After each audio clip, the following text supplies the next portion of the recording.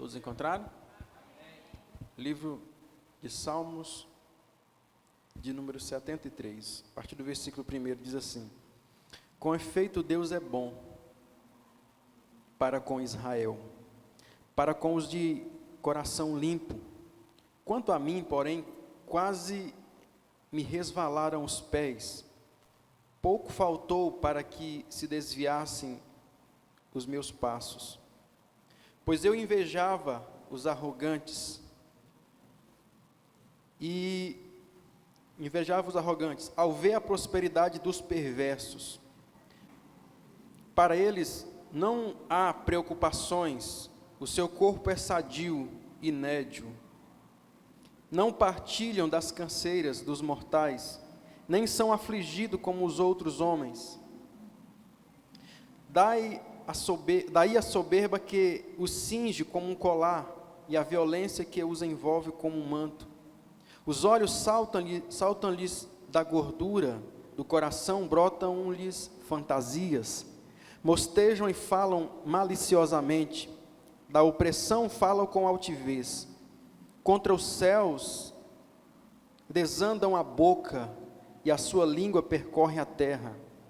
Por isso o seu povo se volta para eles, e os tem por fonte de que bebe a largos servos, e diz: como sabes, Deus, caso há conhecimento no Altíssimo?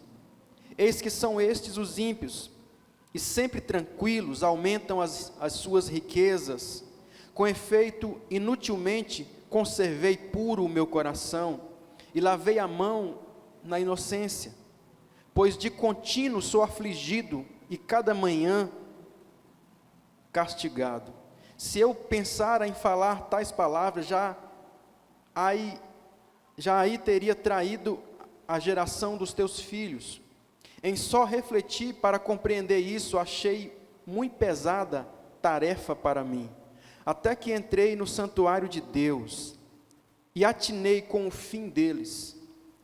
Tu certamente os pões em lugares escorregadios, e os fazes cair na contradição, ou na destruição. Contudo, ficam de súbito assolados totalmente, aniquilados de terror, como ao sonho quando se acorda. Assim, ó Senhor, os despedaçastes, desprezarás a imagem deles. Quando o coração se amargou e as entranhas se me comoveram, eu estava embrutecido e ignorante, era como um irracional à tua presença. Todavia estou sempre contigo, glória a Deus.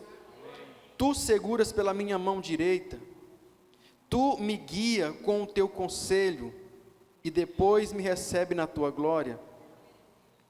Quem mais tenho eu no céu? Não há outro que eu me compraza na terra. Ainda que a minha carne e o meu coração desfaleça, Deus é a fortaleza do meu coração, e a minha herança para sempre. Os que se afastam de ti, e os que se afastam de ti, eis que perecem. Tu destrói todos os que são infiéis para contigo. Quanto a mim, bom é estar junto a Deus. No Senhor Deus ponho meu refúgio, para proclamar todos os seus feitos. Amém? Glória a Deus. Você pode sentar. Deus é bom. Eu quero trazer uma palavra de ensino ao seu coração nessa noite, em nome de Jesus. Meus irmãos, primeira coisa, entenda que esse salmo, ele é um salmo de Asaf. Não sei se na sua Bíblia, em cima aí, geralmente os salmistas que escreveram os salmos, geralmente estão o nome deles aí em cima dos salmos. E se você observar, se na sua Bíblia tiver, você vai ver que esse é um salmo de Asaf. E quem era Asaf? Asaf era um homem de Deus, um homem que regia a adoração a Deus em Israel. Asaf, ele era aquele que conduzia os louvores na casa de Deus, conduzia os louvores em Jerusalém. Então, essas são palavras de um homem de Deus, amém, irmãos? São palavras de alguém que conhecia profundamente o estar com Deus, conhecia profundamente o andar na presença de Deus. E o salmista começa esse salmo aqui ressaltando a bondade de Deus. Ele diz no versículo 1: com efeito, Deus é bom para com Israel, para com os de coração limpo. É importante que você entenda que esse salmo ele é o resultado, escute, esse salmo ele é o resultado da experiência que ele já teve com Deus. Ele não está falando de algo que ele está vivenciando no momento, amém? Está claro isso? Então ele está trazendo aqui uma experiência de algo que ele teve com Deus, é como um testemunho que a pessoa conta, de algo que ele vivenciou, de algo que ele viveu com Deus. Por isso que ele começa esse salmo, quando você olha aqui, ele começa o salmo pela conclusão. Ele concluiu ao final de tudo o que, irmãos? Que Deus é bom. Mas quando você começa a adentrar no salmo e ler mais para o meio do salmo, você vai ver o quê? Uma pessoa em dilema. Uma pessoa que está revoltada com Deus e com tantas outras coisas que ele vai citar aqui. Por isso que ele começa esse salmo justamente pela parte que seria a conclusão, porque toda pessoa que não tem uma perspectiva, ou que tem uma outra perspectiva que não seja essa, que Deus é bom, é porque ele não conhece a Deus. É porque ele não tem ainda um conhecimento a respeito de Deus. Jesus, ele ressalta essa verdade quando ele fala para Marta, ou melhor, quando ele fala para o jovem rico, né? Ninguém é bom senão um que é Deus. Bom, verdadeiramente, quem é, irmãos? Deus. Nós buscamos, buscamos ser bom. Mas pastor, por que Jesus, ele não aceitou ser chamado de bom? Porque, irmãos, entenda uma coisa, Deus, para falar que algo é bom, ele só fala quando aquilo tiver concluído. Deus não fala que nada é bom no meio do processo. Por isso que você não é bom. Bom você será no dia que você tiver concluído a sua carreira. Como disse Paulo, combati o bom combate, acabei a carreira e guardei a fé. Ele viveu a vida dele, ao final ele pôde concluir então que ele guardou o mais importante, que era a fé. Então ele foi recebido como um bom homem no céu. Porque ele concluiu. Glória a Deus.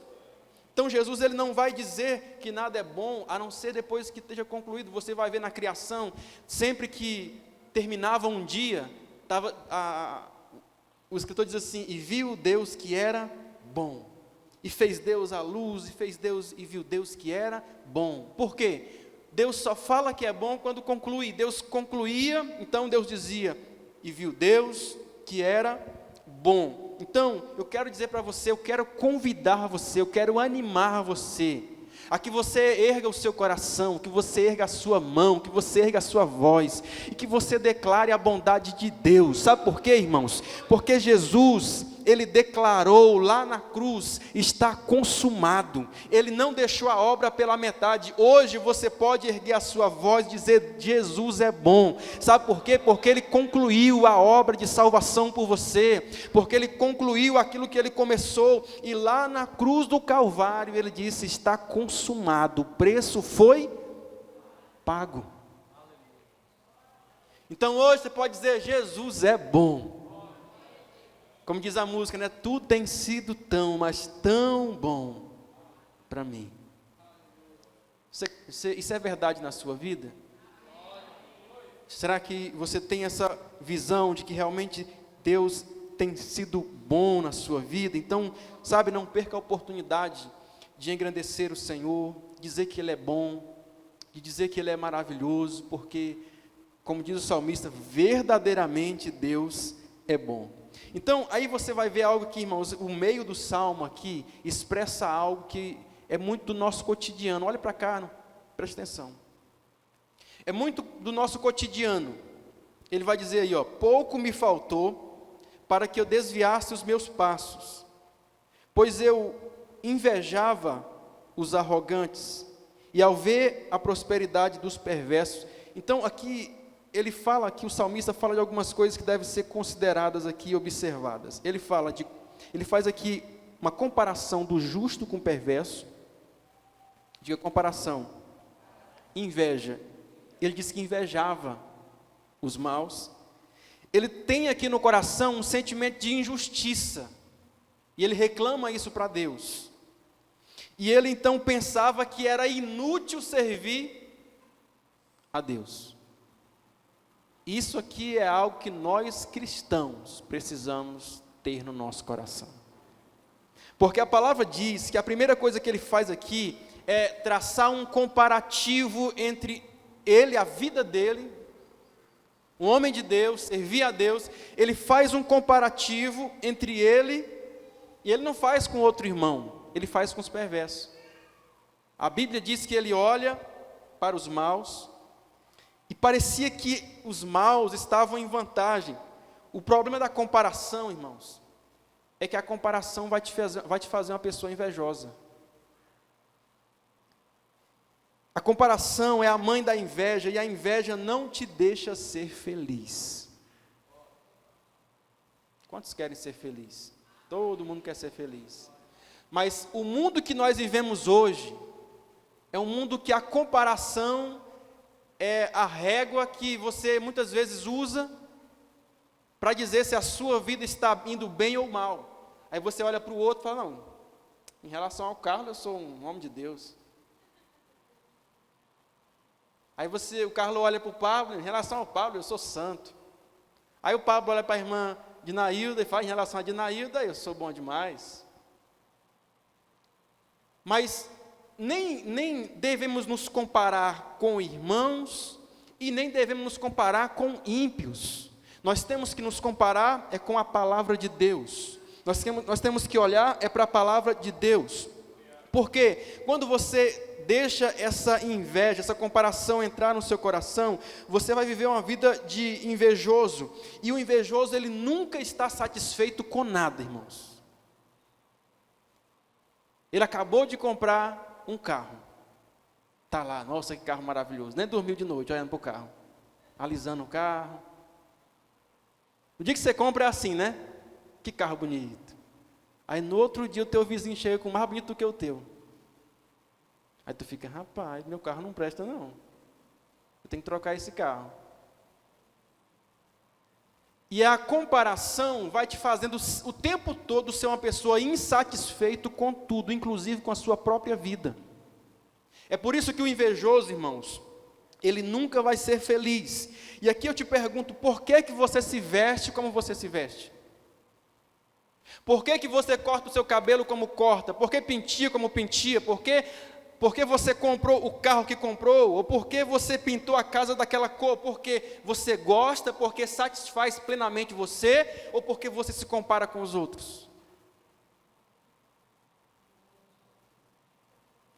Porque se nós fazemos assim, nós estamos vivendo essa vida de comparação, e a comparação faz você um invejoso, e a inveja rouba você da sua felicidade plena. A comparação te faz um invejoso, e a inveja te rouba a sua singularidade. Você é uma pessoa única, e você só vai ser feliz sendo você. Amém? Você não vai conseguir ser feliz sendo o outro, tentando ser o outro. Até porque, por exemplo, eu vou usar o meu exemplo. Se eu for tentar ser feliz vivendo a vida da minha esposa, eu vou morrer ligeirinho. Porque eu vou ter que acordar rindo, sorrindo e mandando oi para as pessoas. Eu não sou assim. Eu acordo com cara de zangado, depois que eu fico mais ou menos. Mas você que nem ela. Não, eu sou eu. Por isso, irmãos, a gente tem que compreender a nossa singularidade, a gente tem que compreender que nós somos indivíduos, e alguém só pode ser feliz vivendo dentro do seu propósito, vivendo dentro daquilo que é natural para si. É por isso que você vê muitos ricos colocando a corda no pescoço e se matando. Por quê? Porque estão vivendo uma vida que não é a sua, estão dentro de um carro ali para satisfazer uma aparência, estão vivendo dentro de um casamento, dentro de uma casa, vivendo um estereótipo de família, somente para cumprir um papel, uma aparência, mas na verdade a pessoa ela não vive aquilo essencialmente. Por isso que as pessoas estão se matando, porque estão vivendo uma vida que não é a sua. Eu quero falar para você, vá viver a sua vida. Amém? Literalmente. Você pode falar isso para alguém, vai viver a sua vida, irmão.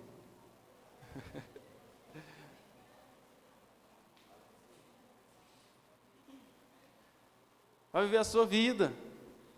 Deus deu ela para você viver. Então ele diz, pouco me faltou para que eu me desviasse os passos.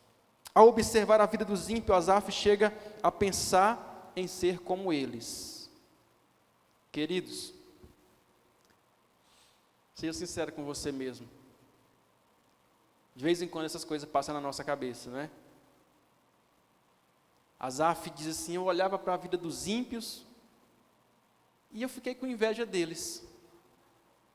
Porque não temendo a Deus, não obedecendo a Deus, não se preocupando com a vontade de Deus, parece que eles em muitos momentos prosperam mais, são mais felizes, vivem uma vida mais intensa do que a nossa, parece que eles têm, sabe, uma vida mais plena do que a nossa, e a gente às vezes olha e diz, mas Deus, eu não te sirvo. E a inveja entrou aqui no coração do salmista, e isso que às vezes acontece com a gente, parece que as pessoas do mundo, que não estão nem aí para Deus, parece que em muitos momentos, você olha para elas e elas parecem que não sofrem. Parece que você que está todo dia na igreja, que é fiel a Deus, nos cultos, congrega, ajuda na igreja, é fiel com a sua oferta, com o seu dízimo, e parece que você diz assim, mas parece que apertou mais, parece que a gente olha e muitos ímpios, parece que vivem uma vida mais folgada do que a nossa, e às vezes a gente tem essa sensação, mas parece que eles prosperam, e há uma felicidade, irmãos, mas entenda uma coisa, muitos ímpios estão com aquela vida, sabe, de aparência, mas muitos negócios errados, muita coisa errada, fazendo dívidas, sonegação de impostos, tantas coisas, né? Às vezes bate na esposa em casa, às vezes é aquela tribulação, e você não sabe disso. O que você vê, às vezes é ele desfilando na rua com seu carrão, mas Deus conhece o que se passa dentro da casa de cada um. É por isso que Paulo diz, mas os homens maus e enganadores, eles irão de mal a pior, enganando e sendo enganado. Tu, porém, permanece naquilo que te foi instruído. Amém? Os homens maus, eles enganam e são enganados. A palavra diz que eles vão de mal a pior. E a palavra diz então, tu, porém, permanece naquilo que tu foste ensinado, que tu foste instruído. Você vem à igreja e você recebe instrução aqui da palavra de Deus. Você precisa viver por isso e não por aquilo que você observa nas pessoas, não por aquilo que você vê no mundo lá fora, ou seja, aquilo que nós observamos nos maus, em muitas vezes, na maioria das vezes, é apenas uma aparência, porque o mundo é mestre em maquiar as coisas. Você sabe que o tempo que nós vivemos, irmão, não tem ninguém feio mais não. Não tem mais ninguém pobre, não tem mais ninguém infeliz. É só você olhar as redes sociais das pessoas. Está todo mundo com um sorrisão de orelha a orelha, não é? Está todo mundo feliz. Os casais beijando na boca, não é? Todo mundo passeando. Aquilo retrata a sua vida de verdade? Não, são momentos que nós vivemos. A vida é assim. Nós vivemos de momentos, ou seja, os maus, em muitas vezes que nós observamos, nós estamos vendo ali apenas uma aparência, porque a vida dos ímpios, segundo Paulo aqui, diz que eles vão de mal a pior, enganando e sendo enganado, à medida que eles enganam para conseguir crescer, eles também são enganados, por isso que caem em um instante. O salmista estava vendo aqui a vida com um olhar momentâneo. Perceba no versículo 4 até o 9, o que ele diz? Para eles não há preocupação. Tem o texto aí, Felipe? Versículo 4 a 9. O que ele diz aí? Para eles não há preocupação, não há preocupações. Cadê? O seu corpo é sadio, não partilha da canseira dos mortais, não são afligidos como os outros homens. Daí as soberbas o cinge. Portanto, você percebe o versículo 7, os olhos saltam-lhe da gordura, o coração brotam fantasias, mostejam e falam maliciosamente, da opressão falam com altivez, contra os céus desandam a boca e a sua língua percorre a terra. Você já viu que tem muita gente que fala de tudo, até daquilo que não entende? E abre a boca, e blasfema de Deus. E aparentemente, a gente parece que olha para isso e parece que Deus está alheio a isso. E o salmista vai falar sobre isso aqui. E eu quero falar para você, irmãos, por um momento, todo mundo pode prosperar aqui. A questão é que a vida de quem serve a Deus, ela tem uma firmeza, ela tem uma constância. A vida de quem serve a Deus é algo que você vai ter segurança naquilo que você está vivendo, naquilo que você está pautado. Enquanto que os ímpios, sim, podem prosperar, sim, podem viver momentos de alegria, mas a palavra nos mostra aqui que o que o salmista observa é que em um momento eles caem. Então Asaf, ele tenta explicar para Deus aqui por que as pessoas se desviam. Versículo 10, ele diz: por isso o seu povo voltam-se para eles. Acaso há conhecimento no Altíssimo? Eis que são estes os ímpios, sempre tranquilos, aumentam as suas riquezas. O salmista está olhando para a vida dos ímpios aqui, ele diz: olha, é por isso que o teu povo, muitas vezes, ao invés de olhar para ti, ó Deus, olha para os ímpios, que prosperam mesmo fazendo maldade, que prosperam mesmo vivendo uma vida totalmente alheia à vontade do Senhor. E é por isso que as pessoas são tentadas a tirar os olhos do Senhor e a olhar para essas pessoas. Mas já nos diz a palavra, olhemos firmemente para Jesus, o autor e o consumador da nossa fé. E o salmista faz aqui uma pergunta: acaso há conhecimento no Altíssimo?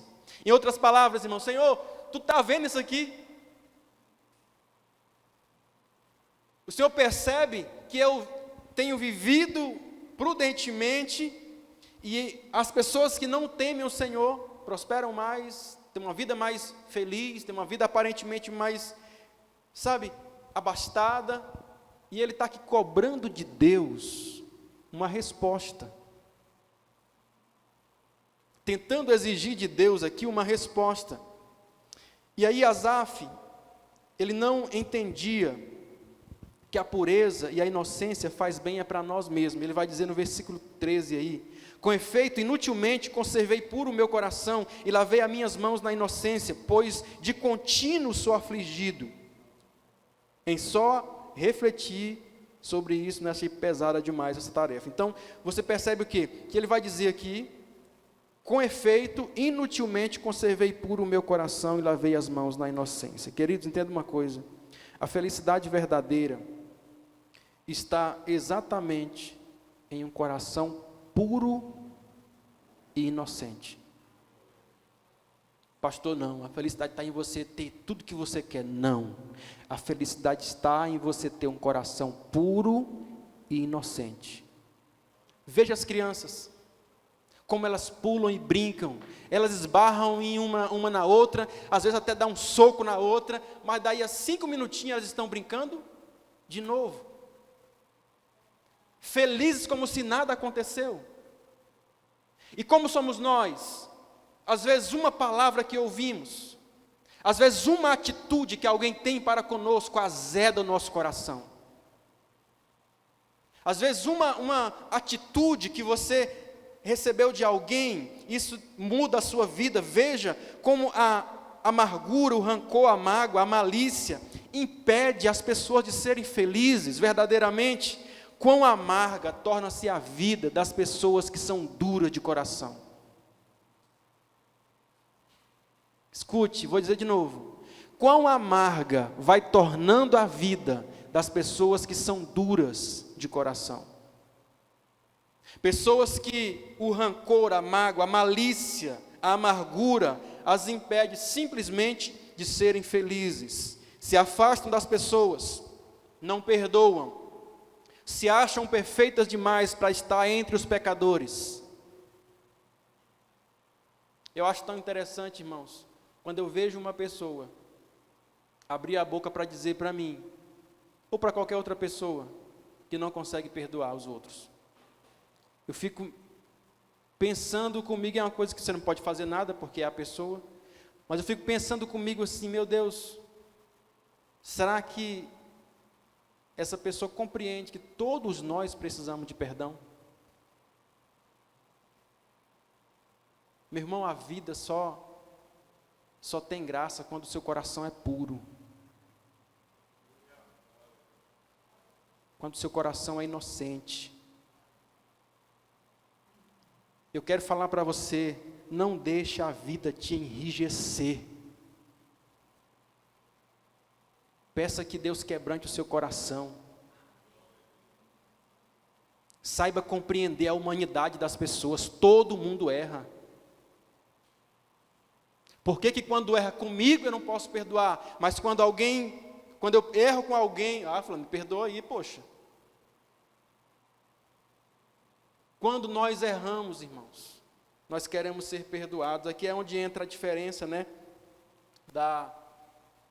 do legalista, né, pessoa que, quando alguém está errando com ele, ele quer justiça, mas na hora que ele está errando, ele quer misericórdia. Você precisa de misericórdia. A palavra diz que todos nós pecamos e destituídos estamos da glória de Deus, carecemos da graça, da misericórdia de Deus. Você precisa de perdão. E você fala assim, pastor, mas aqui a questão aqui é entre pessoas, entre irmãos, entre família. Mas eu peço perdão para Deus até nisso, para Deus perdoar os seus pecados. Você precisa também aprender a liberar perdão. A oração mais conhecida do mundo, que você de repente faz ela frequentemente e você não atenta para aquilo que está escrito: Deus perdoa os nossos pecados, assim como nós perdoamos a quem nos tem ofendido. Tem um outro texto que a palavra diz que aquela pessoa que não perdoa, à medida como nós perdoamos, nós também seremos perdoados. Eu não recordo o texto aqui, acho que é lá em 1 João, não recordo o texto aqui. Mas o fato é que Asaf, ele entendeu, e ele disse, depois que ele entende essas coisas, ele disse o seguinte, irmãos: até que entrei no santuário de Deus, e entendi o fim deles. Então Asaf está falando o quê? Eu vivi esse dilema todo na minha vida, eu servi a Deus por durante muito tempo, me perguntando por que os ímpios prosperam, me perguntando por que às vezes os justos são afligidos, me perguntando por que às vezes nós que nos esforçamos para andar na presença de Deus, muitas das vezes não vivemos as bênçãos que esperamos viver. E eu vivi muito tempo afligindo a minha alma com esse dilema, mas ele diz aqui no versículo 17, até que entrei no santuário de Deus e entendi. Queridos, bem-aventurado és tu por estar aqui essa noite. Bem-aventurado és tu por escolher entrar na casa de Deus. Você sabe por quê, irmão? Porque existem coisas que você só entende dentro da casa de Deus. Posso ouvir um glória a Deus? Você pode dizer glória a Deus por estar aqui nessa noite, na sua casa, Senhor. Os salmistas, eles vão expressar esse zelo, esse amor, esse gozo por estar na casa de Deus. Salmo 26, o salmista diz: Senhor, eu tenho amado a habitação da tua casa, o lugar onde permanece a tua glória. Salmo 84, o salmista diz: quão amável são os teus tabernáculos, ó Senhor. A minha alma suspira e desfalece pelos átrios do Senhor. Até o pardal encontrou casa, a andorinha encontrou seu ninho. Eu encontrei os teus altares, ó Senhor.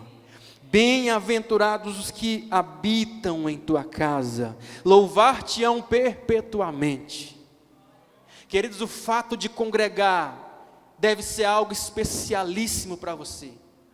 O fato de poder estar na casa de Deus deve ser algo que você valoriza, que você, sabe, tem como apreço na sua vida. O fato de você estar aqui hoje traz sobre você essa bem-aventurança. O salmista diz: bem-aventurados os que habitam em tua casa, louvar-te-ão perpetuamente. Nosso prazer está na presença de Deus. Lá fora você aprende muita coisa com relação a esse mundo, mas aqui dentro você recebe entendimento de coisas eternas. Aquilo que o olho não viu, o ouvido não ouviu, jamais penetrou no coração do homem. É isso que Deus tem separado, preparado para aqueles que o amam. Mas a Bíblia diz: Deus revelou a nós por meio do seu Espírito. Olha o que esse texto, que Paulo está dizendo aqui, irmãos, ó. Aquilo que o olho não viu, ouvido não ouviu, jamais passou no coração do homem. É isso que Deus tem preparado para aqueles que o amam. Mas Paulo vai dizer no versículo seguinte, mas Deus nos revelou isso por meio do seu Espírito. Então aqui, quando você entra aqui dentro, você recebe entendimento de coisas que você nunca imaginou entender. Essas coisas que o olho não viu, que o ouvido não ouviu, que jamais passou no seu coração. É isso que Deus faz você compreender. É isso que Deus revela a você à medida que você está andando, à medida que você está na casa de Deus. Deus vai revelando isso pelo seu Espírito a você. Você vai compreendendo coisas que você não compreendia antes. Você vai entendendo coisas que você não entendia antes. Aí você olha para o salmista e ele diz: até que um dia eu entendi. Irmãos, eu quero te perguntar, quando que o culto é uma bênção para você? Que dia que o culto é uma bênção para você? Pastor, o culto é uma bênção no dia que eu sinto assim, um calafrio na espinha. Que coisa boa. O culto é uma bênção no dia que eu choro muito, pastor. O Espírito Santo vem assim, me quebranta, eu choro muito, saio assim com a alma lavada. Queridos, entenda uma coisa. Isso é apenas parte de um todo. O culto é bom, é no dia que você entende o que precisa entender. O culto é bom, é no dia que você diz assim: hoje eu entendi. O salmista diz: eu passei a minha vida toda indo para o culto, mas revoltado com Deus. Você entende isso? Eu passei a minha vida no altar, tocando, cantando, mas eu era revoltado com Deus, porque eu olhava para os ímpios, e isso me trazia uma revolta no meu coração com relação a Deus. Então será que esse culto foi bom? Não, o culto foi bom, foi no dia que ele entrou e ele entendeu o que precisava entender. E ele diz: até que eu entrei na casa do Senhor e eu entendi. É por isso que a vida de muitas pessoas, elas não mudam, porque elas estão atrás apenas de sensações, de emoções. Mas a vida da gente muda é quando nós compreendemos a necessidade do todo. Irmãos, entenda uma coisa: a vida com Deus, ela é uma vida que você vai sim sentir alegrias, emoções, quebrantamento na presença de Deus, mas você precisa entender o que precisa ser entendido. Jesus disse: Marta, Maria escolheu a boa. Por quê? Porque Maria sentou aos pés para aprender, para entender aquilo que ela não entendia. Alguém me entende? Maria sentou-se aos pés do Senhor para entender. Estar perto de pessoas importantes, irmãos, nos faz sentir emoções, sim ou não? Mas estar perto de pessoas importantes também nos faz aprender coisas importantes. Imagina uma pessoa que você: nossa, mas eu queria encontrar essa pessoa um dia, e deve ser, você vai ficar todo emocionado. Sim, a gente, quando está perto de pessoas importantes, faz bem para o nosso coração, nós nos emocionamos, mas estar perto de pessoas importantes também te faz aprender coisas importantes. Jesus está aqui não apenas para te fazer sentir emoções e sensações e quebrantamento, mas para também fazer você entender coisas importantes aqui nessa noite, para que você saia daqui como esse salmista, dizendo: ah, agora eu entendi. A questão é o que você está entendendo aqui nesse culto hoje. O que você está recebendo de entendimento aqui nesse culto hoje. Você às vezes está pregando a palavra, e existem pessoas assim, ó.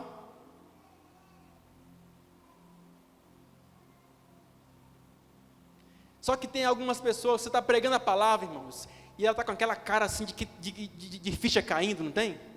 Ah, rapaz, entendi. Ah, é isso mesmo. Será que tem ficha caindo dentro de você hoje?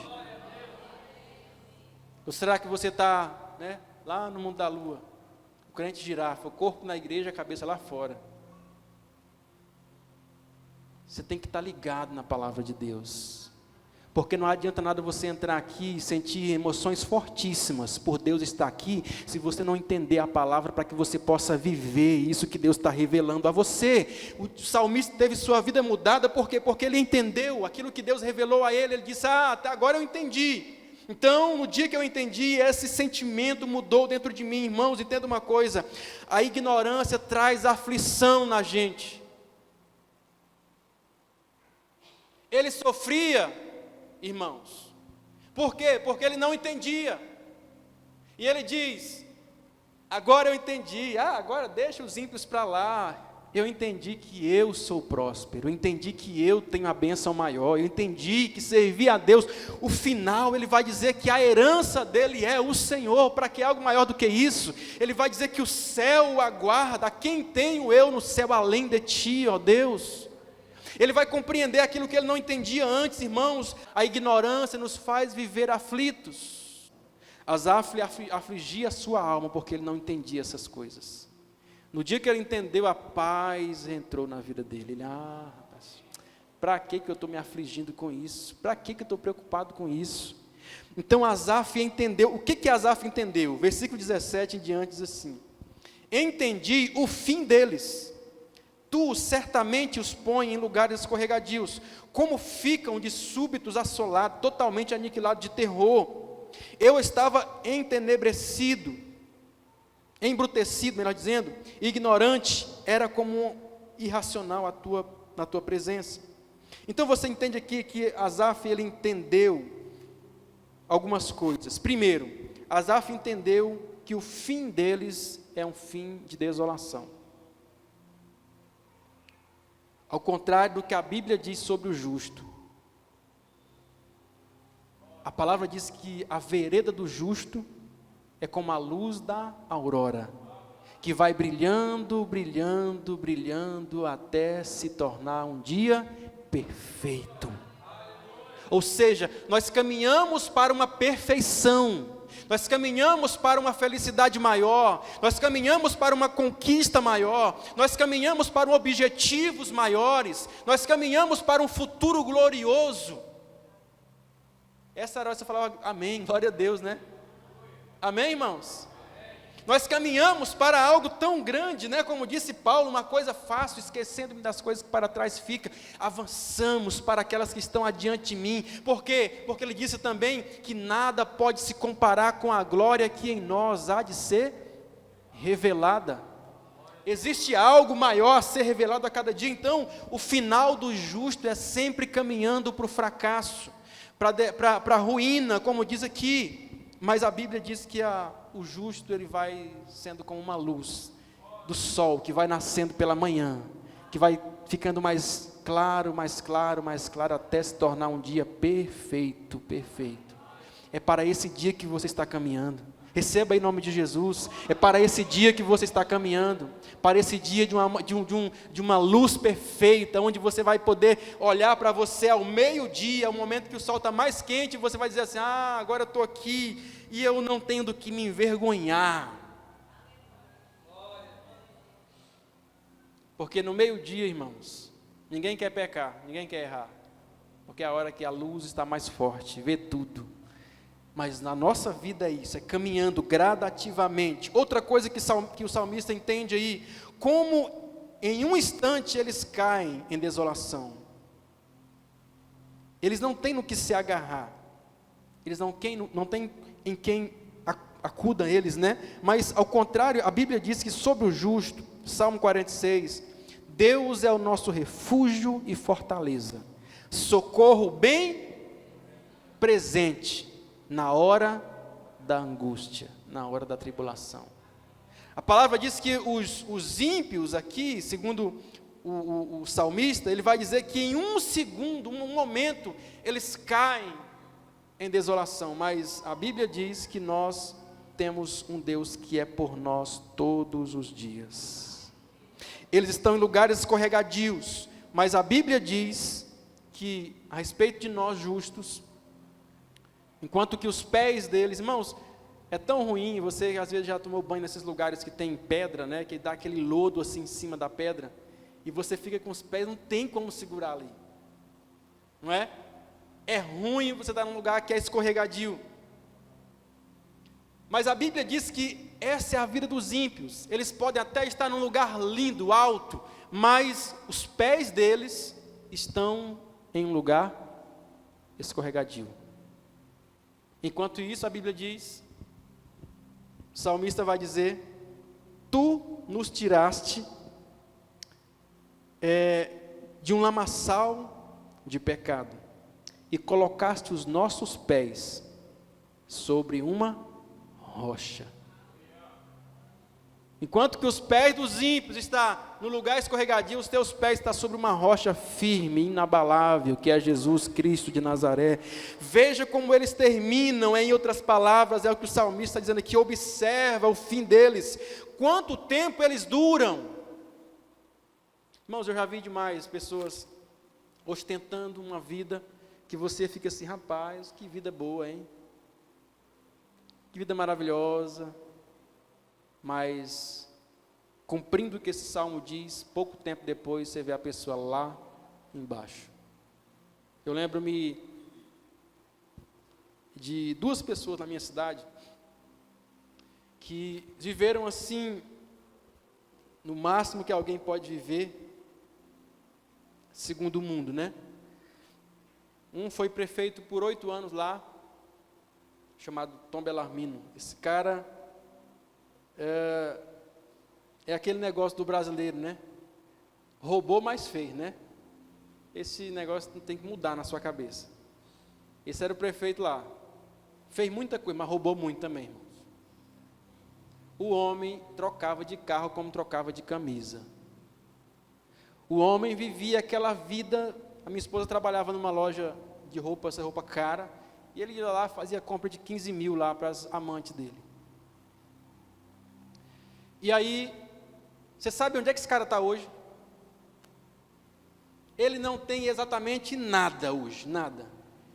Ele construiu uma mansão na beira do rio Tocantins, lá Rio Sono, melhor dizendo, lá na nossa cidade, lá tem 2 rios. E lá dão acesso a 2 praias, e ele construiu uma mansão de frente para a principal praia da cidade. Pensa numa casa. Essa rua lá só tem mansão, só das pessoas mais ricas da cidade, moram ali. Você sabe o que esse cara tem hoje? Nada. Anda de bicicleta. Hã? Foi? Vendendo chambari na feira. Quem é bem-aventurado? Quem é feliz? É você, meu irmão, que vive os princípios da palavra de Deus. É você que observa os mandamentos do Senhor. Sabe por quê? Porque os seus passos, os seus pés estão sobre uma rocha firme, inabalável. Tem outro lá, eu lembro, um tal de Chiquito. Na nossa cidade teve um momento assim, de uma prosperidade muito grande, na época da soja lá, que assim que os colonos chegaram lá, e aí os colonos estavam nadando em dinheiro lá, né? Nadando em dinheiro.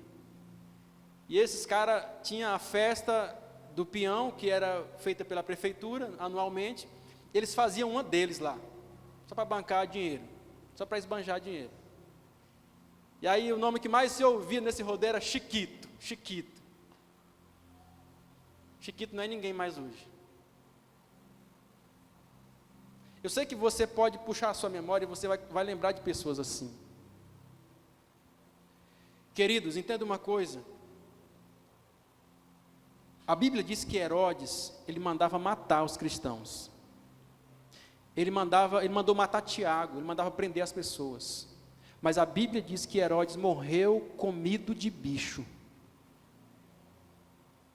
É por isso que o salmista fala aqui, atenta para o fim deles, olha como eles terminam, veja o tempo de duração deles, sim, podem prosperar, sim, podem por um momento, mas veja como eles terminam, veja o fim deles, veja a esperança deles, veja que no momento de angústia, quem é que eles procuram?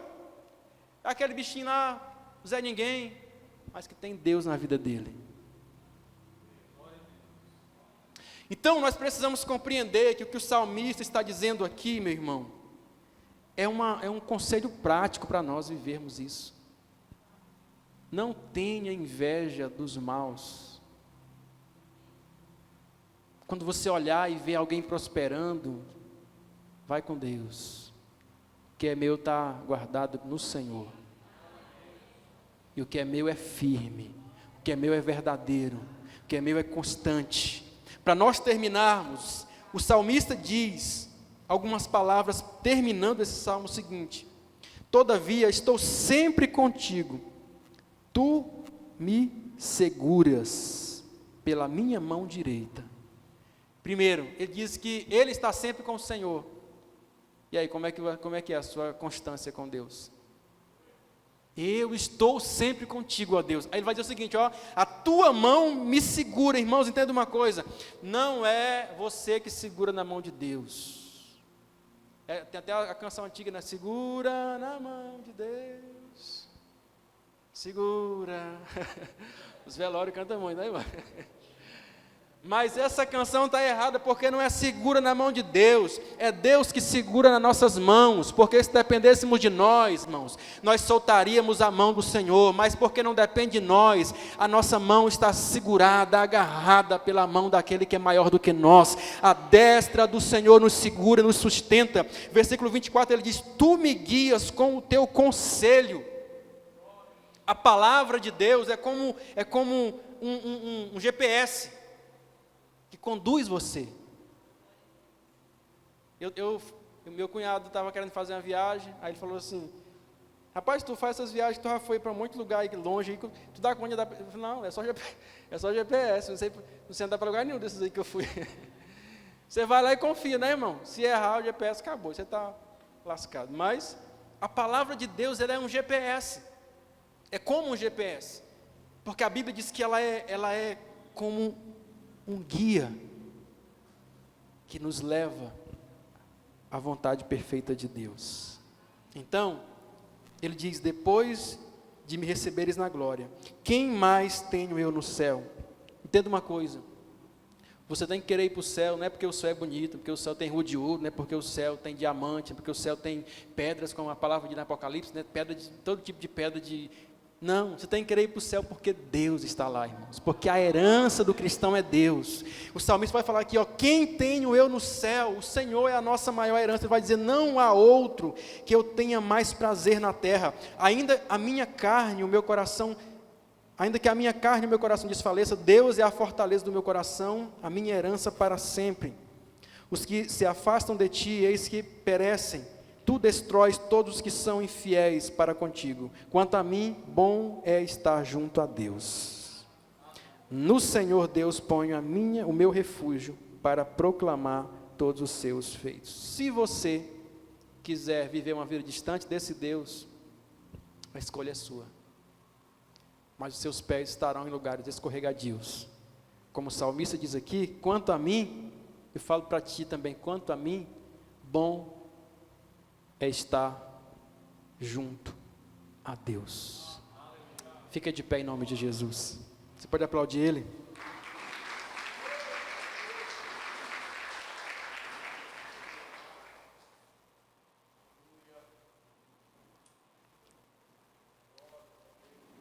Obrigado por sua palavra. quero pedir que você, essa noite, mediante aquilo que você entendeu, que você possa colocar a sua vida diante de Deus. A maior prosperidade de um homem não consiste nos bens que possuem. A maior prosperidade de um homem está no Deus que ele tem, no Deus que ele serve. Eu quero falar para você nessa noite: você é próspero, você é rico, você é uma pessoa bem-aventurada, feliz, né? Quando você compreender, quando você entender que a sua alegria maior é servir a Deus. Queridos, a palavra diz que Deus não negará bem algum àqueles que andam corretamente. Mas os bens não é o nosso foco. Não pode ser o nosso foco. Muitos ímpios podem prosperar por um momento, mas você vai prosperar para a eternidade. Pai, nós queremos agradecer nessa noite. Obrigado por sua palavra, Deus.